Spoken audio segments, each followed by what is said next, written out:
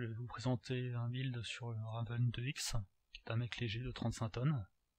C'est un mech particulièrement adapté pour faire des pokers de moyenne portée. C'est exactement ce que j'ai fait avec ce build.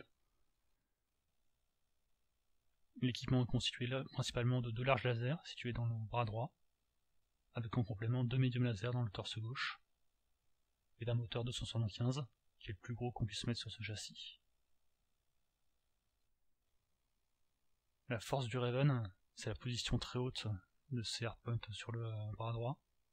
C'est ici que j'ai mis le large laser, et qui me permet de poker par-dessus une montagne ou à un angle, en exposant un profil vraiment minimum. Et je peux exposer que cette partie-là.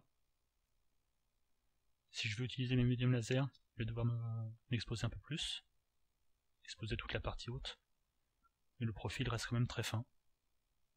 Par contre, si je suis pris à courte portée, en particulier à cause de mes grandes jambes, je deviens extrêmement vulnérable. Personnellement, c'est pas un mec que j'apprécie particulièrement, et je suis pas très doué avec, mais c'est un gameplay qui marche, et si ça vous intéresse, vous voulez le faire sur un mec léger, le Raven est vraiment adapté. Pour ce premier drop, on est sur HPG Manifold, qui est une map qui me convient bien avec ce mec. Alors, il y a toutes ces rampes et ces petites inclinaisons qui vont me permettre de me protéger et de pouvoir utiliser mes hardpoints haut placés.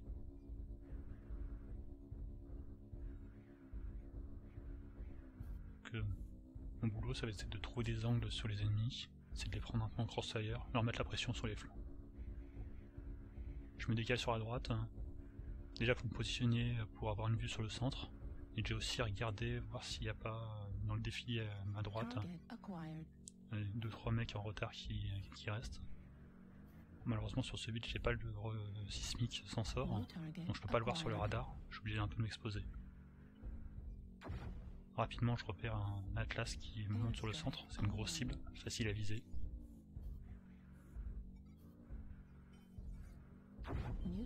Un deuxième mec d'assaut qui avance. Comme vous voyez, j'essaye de ne garder qu'une seule cible en visuel, une seule cible qui peut me tirer dessus. Et aussi, je monte pas tout en haut de la crête pour ne pas m'exposer à tous les mecs qui sont en contrebas sur ma droite. Là, si je peux prendre du feu en retour, c'est uniquement par ceux qui sont sur la plateforme et qui sont déjà bien occupés avec mes alliés. Je déloge le petit Arctic Cheetah qui est monté sur la plateforme sur le toit. C'est un spot assez iconoclaste.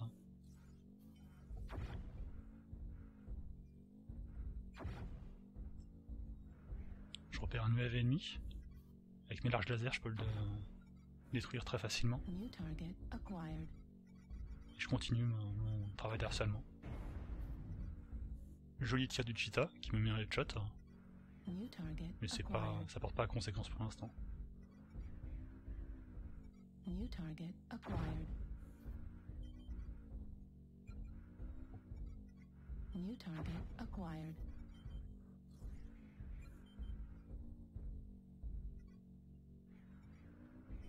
J'ai marqué une petite pause parce que je suis préoccupé par le fait que les ennemis peuvent me pousser. Ils ont une rampe de leur côté également. Et s'ils viennent me déloger, j'ai aucun moyen de répliquer. New target acquired.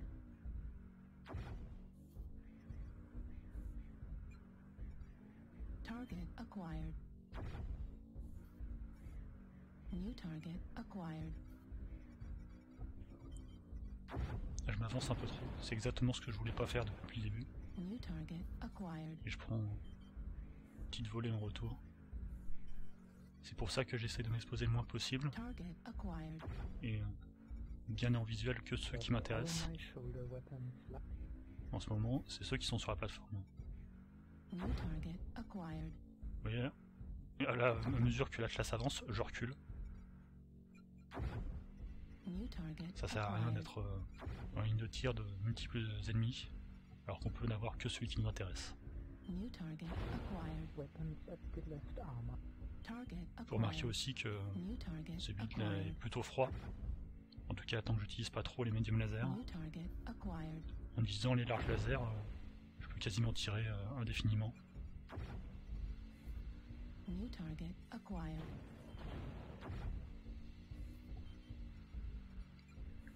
New target acquired.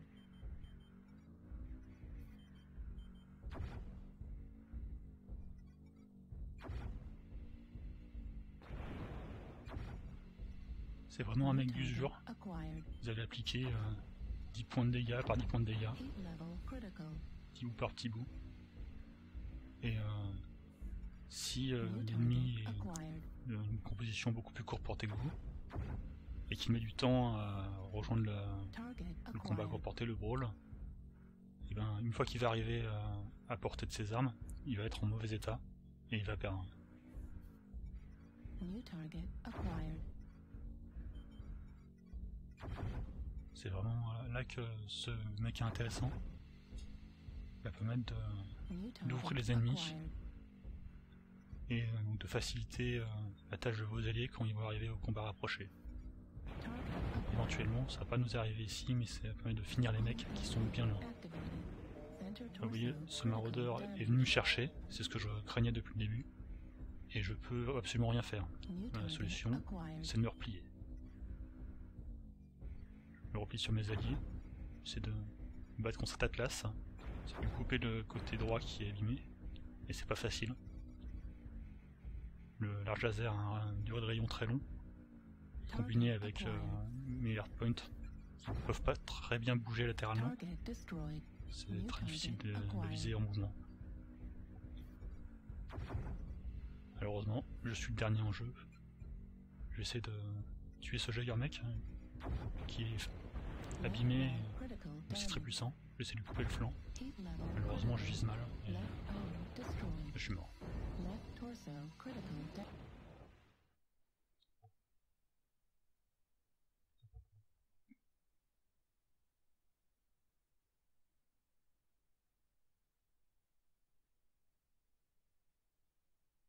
Et comme vous voyez, j'ai infligé une quantité plutôt raisonnable de dommages. 760 points de dégâts.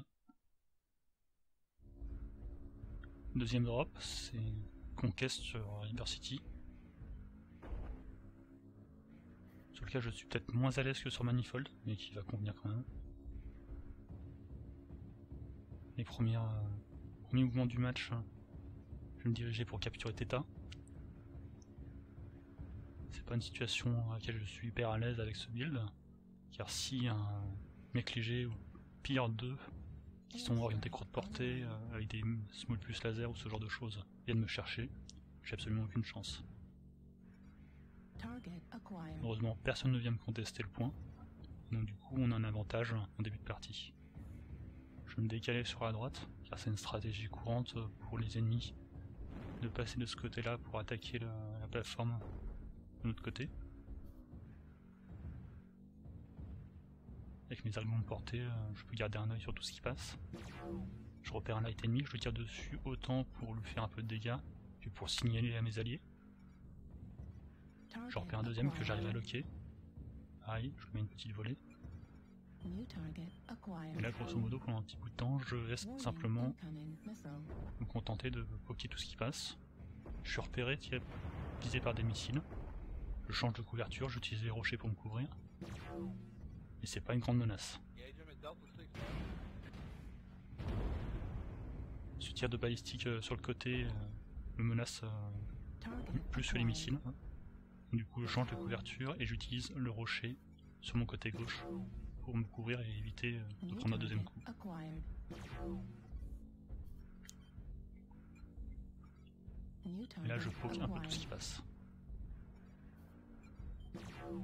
Mon petit profil et le fait que mon arme est bien New posée sur le target côté droit, acquired. ça le permet de me poser un minimum. Et les ennemis, soit me repèrent pas, soit ont beaucoup de mal à répliquer. Je vais me décaler pour trouver des angles sur ce qui se passe sur la plateforme. New target Là, acquired. j'aurai plus d'impact dans le combat à courte portée pour supporter mes alliés qu'aller faire des dégâts à longue portée sur des mecs qui arriveront dans le combat dans 30 secondes, voire plus. Je repère un UAV ennemi. Pareil, je le détruis avec mes larges New lasers. target acquired. Airstrike online. Et j'exploite les angles que je peux. Target acquired. Je repère ce Firestarter, et il est très dangereux pour moi, c'est des Smopus laser, c'est un guide de très courte portée, et je m'enfuis. Si je m'enfuis, c'est pas pour les missiles, c'est vraiment pour le Firestarter, qui peut me détruire très rapidement. En 1 contre 1 contre lui, j'ai aucune chance, sauf si je tombe contre un pilote médiocre. Plutôt que d'aller chasser l'ennemi qui est dans le tunnel, je vais me positionner sur le côté droit, essayer de trouver de nouveaux angles sur l'ennemi qui est sur la plateforme. C'est une chose que vous allez faire fréquemment avec ce build. Vous allez tirer 1 ou 2 fois, vous faire repérer par l'ennemi peut-être, devoir changer de position. N'hésitez pas à être mobile, utilisez les couvertures à votre avantage et bougez tout le temps. Sauf bien sûr comme dans le premier drop si il ne vient pas vous chercher. C'est l'avantage des mecs légers pour jouer ce genre de rôle de sniper de soutien. Leur mobilité, j'avance à 136 km/h, je peux me repositionner très rapidement. L'ennemi s'est enterré dans le tunnel, c'est pas forcément une bonne tactique puisqu'on a des angles sur lui depuis les positions hautes et on peut le découper tranquillement. C'est pas trop mon aire d'expertise, donc je vais plutôt me concentrer sur ce qui reste à la surface, tirer sur ceux qui sont bien découverts comme cet Orient. Comme lors de la première partie, j'essaie de n'avoir qu'un seul mec en ligne de vue qui peut répliquer. Donc, du coup, je me décale pour ne garder que ce cataphracte.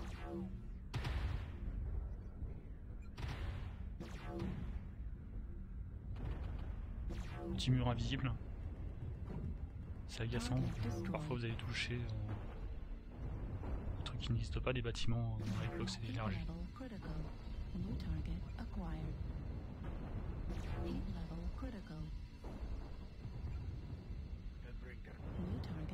J'ai fait une erreur, je suis tombé de la plateforme.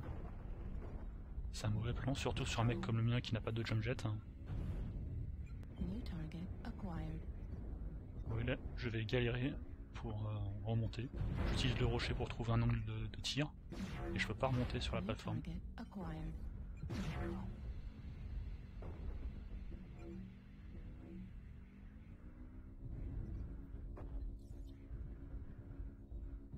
Si vous trouvez cette zone de jump jet vraiment rédhibitoire, vous pouvez faire un mec à peu près similaire sur le Raven 4X.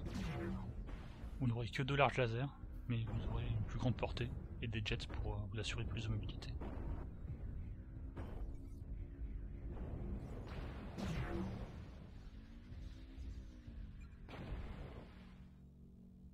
C'était une présentation du Raven 2X, qui peut être un bon choix de mec si vous voulez jouer un léger, et pour autant vous ne voulez pas vous condamner à une très courte portée.